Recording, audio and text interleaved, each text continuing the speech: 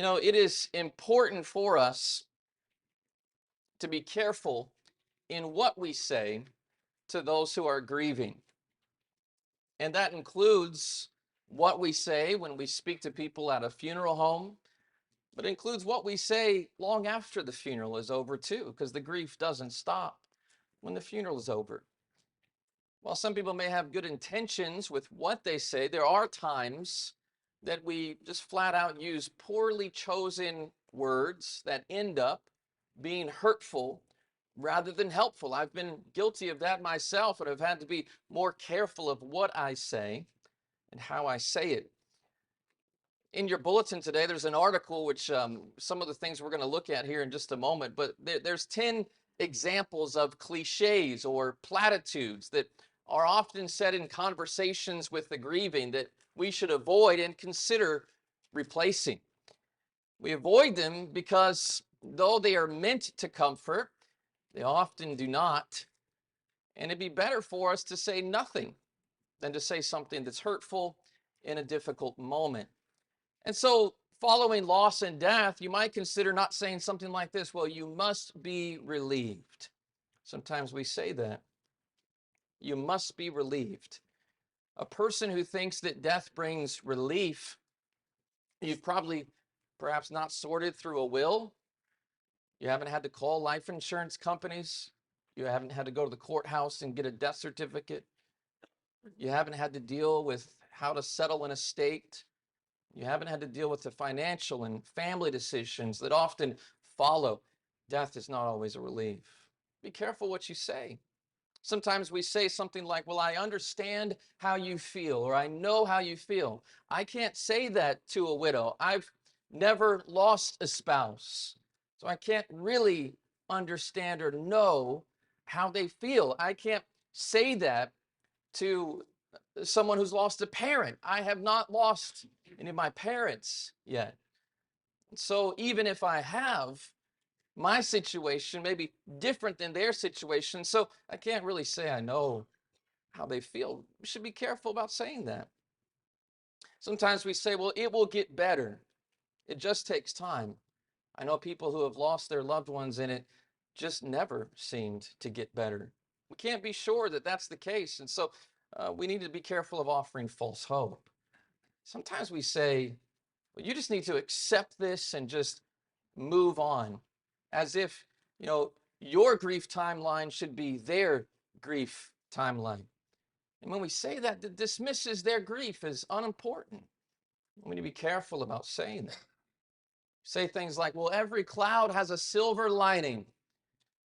That sounds good on a Hallmark card, but that can come across wrong in the moment. Sometimes we can't see the silver lining in the moment. Be careful of that.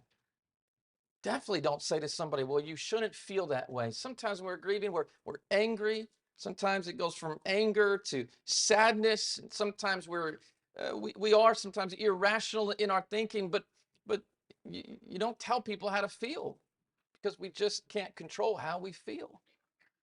So don't tell somebody how they have to feel.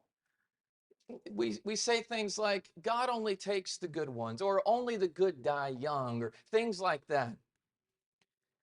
First of all, we're not the judge. We don't know who God takes and who God doesn't take and why God takes it. And then it sounds like we're blaming God for why this death has occurred. And that's not a true representation of death, because good and bad people die alike at all stages of life. Matthew chapter 5 says that the rain falls on the good and the evil. The sun shines on the just and the unjust. So it's not even an accurate statement. We say things like they're better off now. Well, again, we're not the judge. And even if that was the case, maybe we're not ready to hear it. Maybe we think we're worse off without our loved one. And so we're not ready to hear something like that. Or you hear something that's similar to this, it could have been worse. It could have been worse. You lost a child, but at least you didn't lose your whole family. Could have been worse. Or we say things like, well, at least you had your father until you were 40 years old. I lost mine when I was 12. It could have been worse. Don't say something like that. It makes the situation about you instead of about them. And it doesn't remove the grief. Or this is one of the worst things that I've heard, and that people don't say this per se, but they deserve to die. No, no, no. I've never heard someone say those words, but I've heard people say stuff like this. Well, I knew they needed to quit smoking. Well, I knew they were overeating. I told them they needed to start exercising. That's like saying, I told you so after you've died. What good does that do? It's very distasteful. So there's things that we need to not say to people at funerals and to people when they're grieving. And hopefully, this is kind of a sermon within a sermon right here, but hopefully we can see the wisdom of being more careful in the words that we choose as we speak to those who are in grief. But despite all that I've just said, one of the biggest violators of this principle is Jesus himself. Now, we can't accuse Jesus of any ill will here. We can't accuse Jesus of being wrong. He was sinless. But there's two things that Jesus says in Luke chapter 7 that only Jesus could get away with saying. And those two things would make the list, if it were us, of things not to say at a funeral. But we're going to make an exception for Jesus this morning, and you're going to see why here in just a moment. Let's read the text, Luke chapter 7, verse 11. It says, "Now it happened the day after that he went into a city called Nain, and many of his disciples went with him and a large crowd. And when he came near the gate of the city, behold, a dead man was being carried out, the only son of his mother, and she was a widow. And a large crowd from the city was with her. And when the Lord saw her, he had compassion on her and said to her, 'Do not weep.' Then he came and touched the open coffin, and those who carried him stood still. And he said, 'Young man, I say to you, arise.' And so he who was dead sat up and began to speak. And he presented him to his mother. And then fear came upon all, and they glorified God, saying, 'A great prophet has risen up among us, and God has visited his people.' And this report about him went throughout all Judea and all the surrounding region." Now, I want you to picture the situation here. There are two large crowds in Luke chapter 7. One of those very large crowds, as we've seen in the context of Luke over and over again, there were multitudes of people following Jesus. And this is no exception on this day. One of those large crowds is following Jesus, who is the exciting miracle worker. He is the master teacher. And so they are hanging upon the words of Jesus, just waiting in anticipation as to what he might do or say next. But there's another crowd. It seems like the entire city of Nain is with a mother who's a widow who has just lost her only son. This crowd is following the coffin of a young man as he is being carried, perhaps by the pallbearers, to his final resting place. Now, funerals were different back in the time of Jesus than they were now. Funerals are different from culture to culture. When we think of carrying someone to their final resting place, a lot of times we think of the hearse and we think of the casket and we think of the long line of cars perhaps that's following that hearse as it gets moved from the church or from the funeral home to the cemetery. But funerals in the time of Christ were not quite like that. A lot of the funerals that I attend, they're very quiet as well. People just very quietly sit, and sometimes they're very somber. That's not true of all cultures, but generally, most of the funerals I've been to, that is typically how the funeral is. Very quiet at the burial. But that wasn't always the case in first century funerals. Sometimes people were very loudly wailing and lamenting. They expressed their emotions differently than perhaps we do in our culture sometimes. And so there are sometimes even paid mourners, people who are hired to lament and mourn. Sometimes there were people playing music, and it was a music of lamentation as this person would be carried to their final resting place. And so, not only that, but funerals generally happened in the first century within 24 hours. We can understand why. They didn't have some of the same procedures that we have for embalming bodies. And so they needed to bury the body quickly. And so you didn't have as many days to prepare yourself mentally. If you were the mother of this son, this would be all happen within a 24-hour turnaround. Your son, you find out, has died, and then you, within 24 hours, would be burying your son with most of the rest of the city in the cemetery or in the tombs outside of the city. And so you can imagine how this widow must have felt in this moment. She's grieving, she perplexed, perhaps just in a daze. Sometimes we're just in a daze, we're in a stare.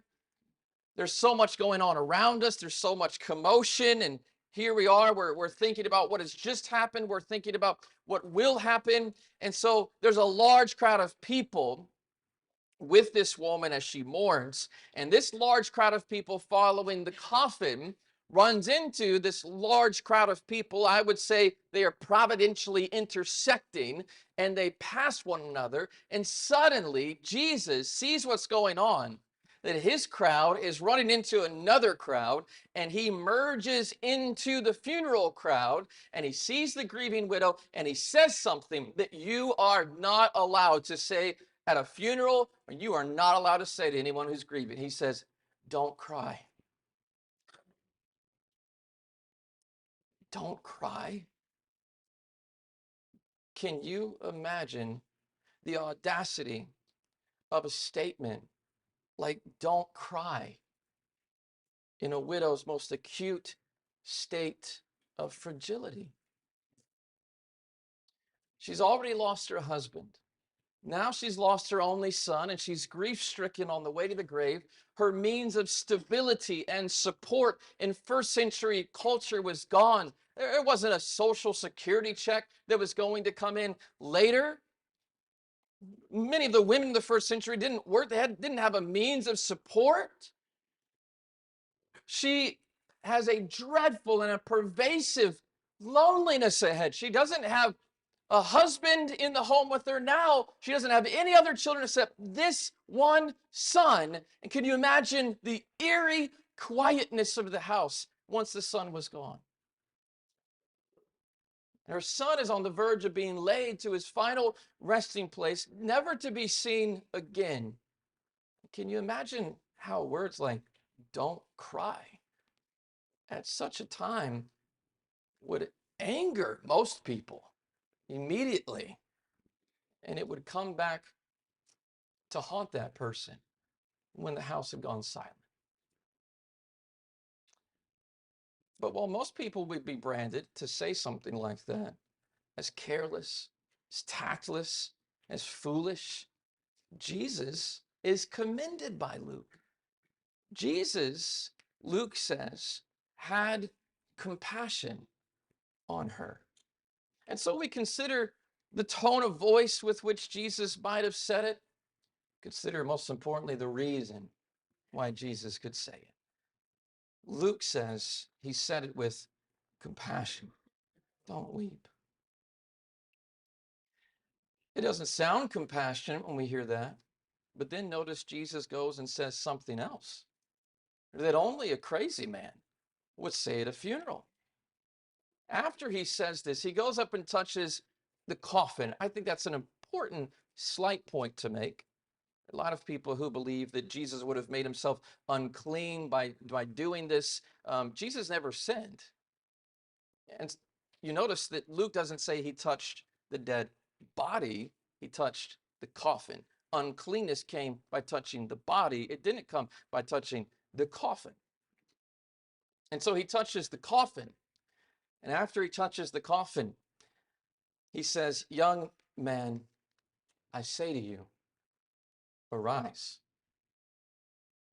Can you imagine the lunacy of interrupting a funeral, speaking to the corpse, and then telling the deceased to get up out of the coffin? We would start calling, right, security. If this were to happen at any other funeral, we would start telling the people who work the funeral home, there is a crazy stranger who just came in here, and I want them escorted out because they're speaking to my deceased child.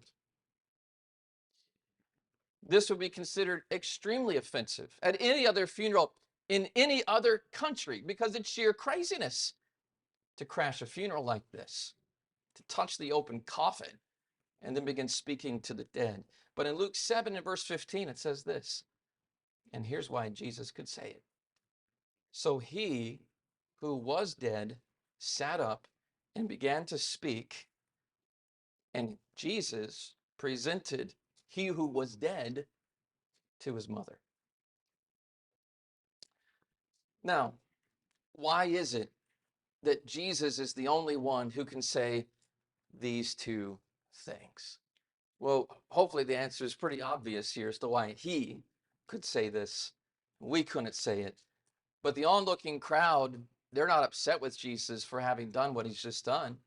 In fact, their response after the young man has risen from the dead, is presented to his mother, their response is that a great prophet has risen up among us. They know something unique has happened. They also say the Lord has visited his people, which is something that was said way back in Luke chapter 1 when John the Baptist was born. Zacharias and Elizabeth say the Lord has visited his people. Why? Because John the Baptist was going to prepare the way for the Lord who would save his people. And now the people know that indeed Jesus is the one that John was preparing the way for. Jesus is the great prophet who was to come. I want you to think about a couple of things, though, that I find interesting as we think about this text. Many of the Jews would have been familiar with another great prophet, really two great prophets, who had performed similar miracles. I want you to go back to 1 Kings chapter 17 and notice verses 17 through 24. Why is it that they would come to the conclusion that Jesus must be a great prophet? Well, I think that there's something reminiscent in what we see in Luke chapter 7 that the Jews were already familiar with from the Old Testament. And that is Elijah, one of the great prophets, had performed a similar miracle in 1 Kings 17. The text says this, and there's a really awesome context, but I'm just trying to keep it within the confines of the miracle itself. It says, it happened after these things that the son of the woman who owned the house became sick. Now, this is a house that Elijah had stayed in, and he had been fed in this home, and these people had been very hospitable to him as he had done his prophetic work. And yet here he is staying in a house, the great prophet of the Lord, and the son of the woman who owned the house is sick. And his sickness was so serious that there was no breath left in him. He was near death. So she said to Elijah, "What have I to do with you, O man of God?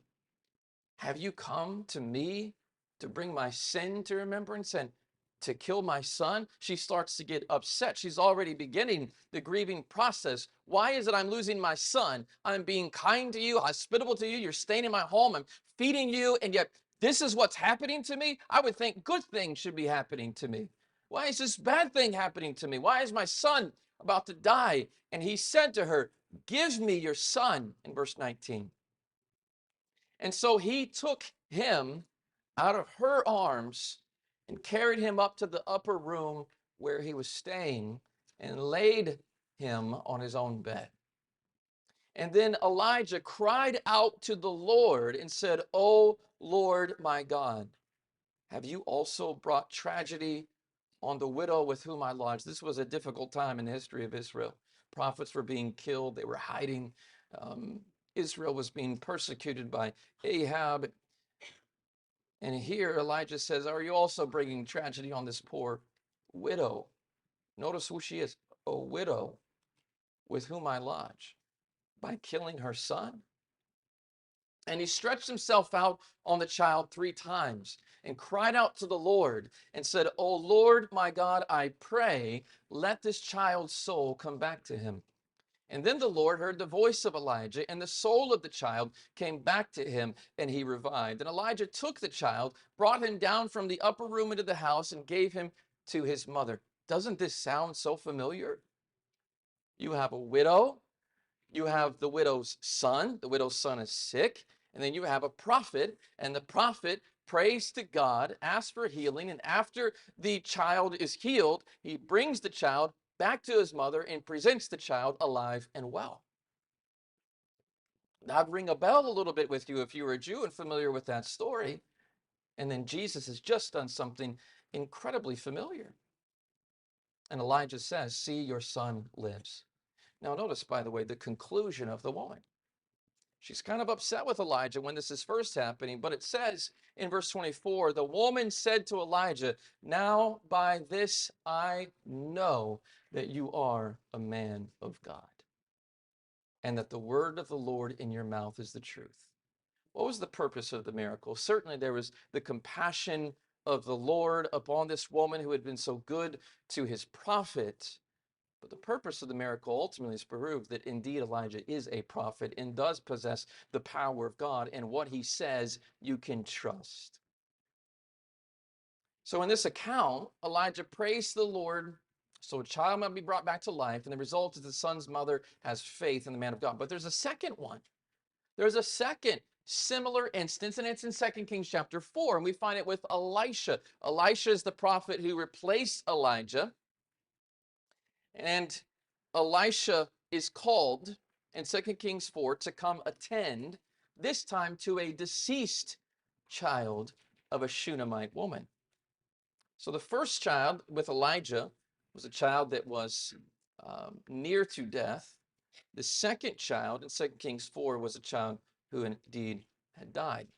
There's some really interesting similarities, by the way, between Elijah and John the Baptist, and then Elisha and Jesus. Elisha performs twice as many miracles as Elijah ever does. He's a greater prophet than Elijah. Jesus performs far more miracles and does far more than John the Baptist ever does. He is the greatest of all prophets. He indeed is the Son of God. But notice what Elisha does here in 2 Kings chapter 4. In verse 32 beginning, it says, when Elisha came into the house, there was the child lying dead on his bed. And he went in, therefore, he shut the door behind the two of them. And again, he prayed to the Lord. He prayed to the Lord. He was not the Lord, he was a prophet. He prays to the Lord. And he went up and lay on the child and put his mouth on his mouth, his eyes on his eyes, his hands on his hands. It's like he just stretches himself out upon the child. And it says, the flesh of the child became warm. And he returned and walked back and forth in the house, and again went up and stretched himself out on him. And the child sneezed 7 times. Sneezed 7 times. Yeah, achoo, achoo, achoo. You know, I can hear you. I find that funny too, though, when I read that. And he called Gehazi and said, call this Shunammite woman. And so he called her. And when she came into him, he said, pick up your son. So she went in, fell at his feet, and bowed to the ground, and then she picked up her son and went out. That sounds pretty similar, doesn't it? Again, we have a deceased child. We have the prophet coming. The son is healed. He tells the mother, he says, I want to give your son back to you, and he does. So in this text, Elisha the prophet prayed to the Lord. The Lord raises the Shunammite's, again, only son from the dead. Now, imagine you're a Jew. You're raised in Old Testament scripture. You see Jesus do something quite similar to what Elijah and Elisha had both done. What would be your conclusion? Your conclusion is naturally what their conclusion is in verse 16. It says, a great prophet has risen up among us. Now, this conclusion is true. Jesus was a great prophet, but I do want you to see that there is a slight difference between the miracles of Elijah and Elisha and that of Jesus. Do you see what the slight difference is?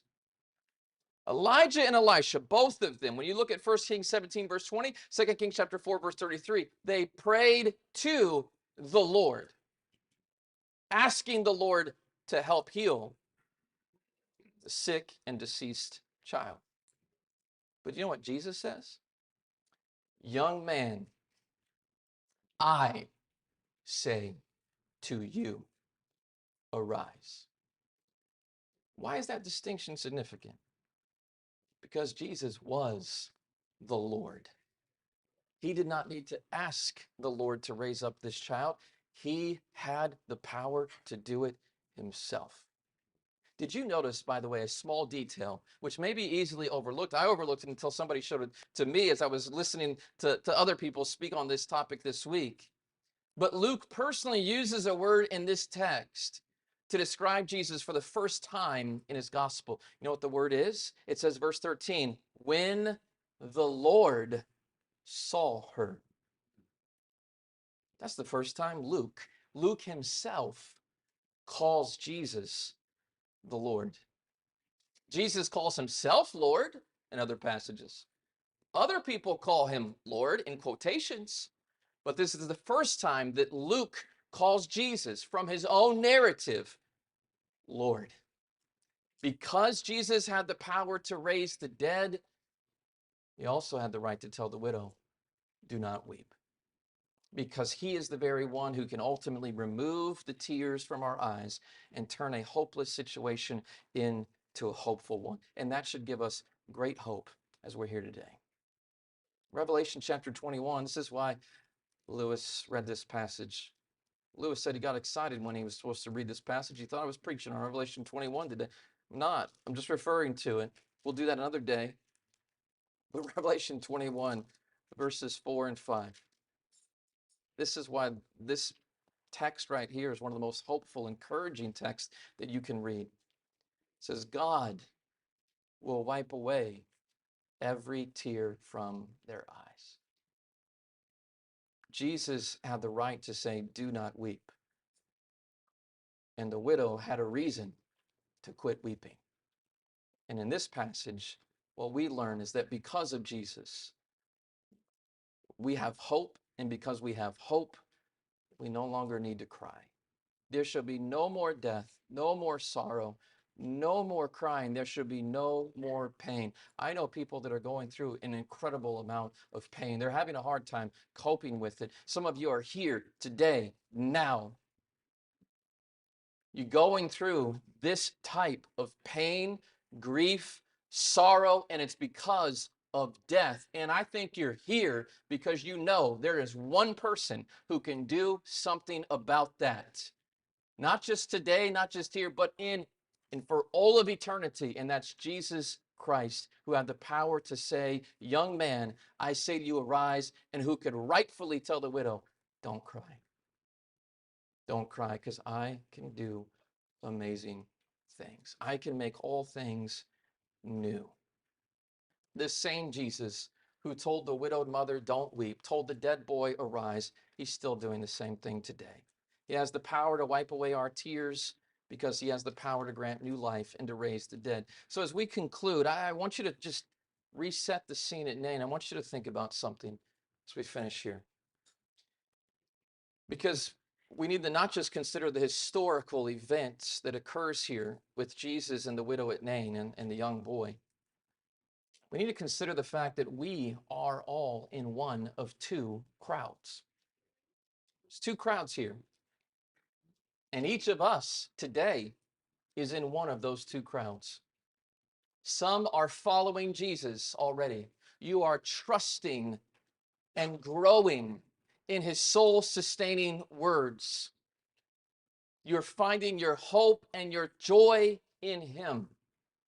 But some of us are in a crowd that is just shuffling its way ever closer to death with each passing step, lives that are full of hopeless grief. And I pray today that your path has intersected with the hope-bringing Savior. And if that's the case, I want you to know that Jesus can raise you.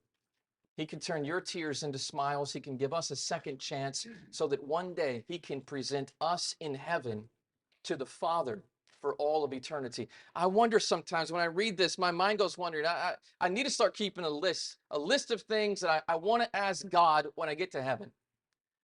Because the text here doesn't tell me. It just says that he who is dead sat up and began to speak. And I'm sitting here saying, well, what did he say?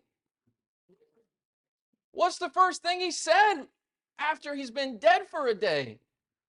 He's being reunited with his mom. You know, hey, Mom, you guys can go home now. I can walk. What'd he say? I don't know. But one thing that I sure hope, I hope he did good with the second chance he had and with a new lease on life. You have the opportunity because God raises you from the deadness of your sins and your dead lives. You have the opportunity for a second chance in life, a clean slate. And when we realize the amazingness of that the past can be put in the past and we can have a second chance to start over again. It should fill us with purpose and rekindle our lives with joy and with hope. And that hope is only found in him, the one who overcame death. And so, are you ready to start with that second chance he's given you? One day, I'm going to conclude with this verse, John 5, 28 and 29. One day, Jesus said to the boy in Luke 7, arise. Arise. John 5, 28 and 29 says that depending upon which crowd you're in, this is what Jesus is going to say one day. The hour is coming, Jesus says, in which all who are in the graves will hear his voice and come forth. Those who have done good to the resurrection of life, those who have done evil to the resurrection of condemnation. I ask you, which crowd are you in? Because one day you will hear his voice and he will say, arise. And depending upon which crowd you're in, that's going to determine as to which resurrection you're going to have.